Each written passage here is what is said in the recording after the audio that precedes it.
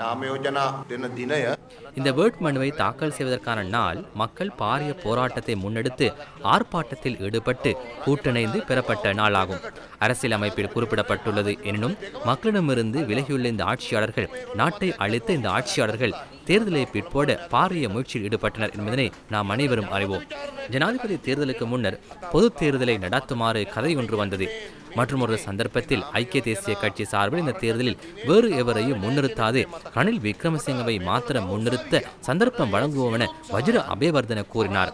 உண்மையிலேயே இந்த சந்தர்ப்பம் வந்திருந்தால் ரணில் கட்டாயமாக வெற்றி பெற்றிருப்பார். தற்போது அவர் கட்டாயமாக தோல்வியடைவார். 2 வருடங்களுக்கு ஜனாதிபதி தேர்தலையும் பொது தேர்தலையும் பிற்போடுவோம் என ரங்கே பண்டார தெரிவித்தார். இவ்வாறு நிலைப்பாட்டை உருவாக்கி மக்களை குழப்பி ஏதேனும் ஒன்றை செய்ய இவர்கள் முயற்சித்தார்கள். அடுத்ததாக சரோஜன வாக்கெடுப்பு ஒன்று நடத்தலாம் எனவும் கதையொன்று வந்தது. அனைவருக்கும் நினைவிருக்கும். நான் இதை கூறுகின்றேன் ஏனென்றால் இந்த வேட்புமனுவை தாக்கல் செய்யும் நாள் வெறுமனே வரவில்லை என்பதனை நினைவுபடுத்த விரும்புகின்றேன்.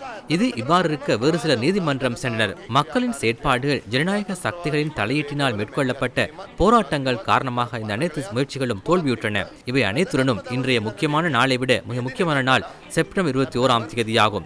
76 வருடங்கள் இந்த நாட்டை அழித்த கொள்ளையடித்த சக்திகள் அமைதியாக இருக்காது.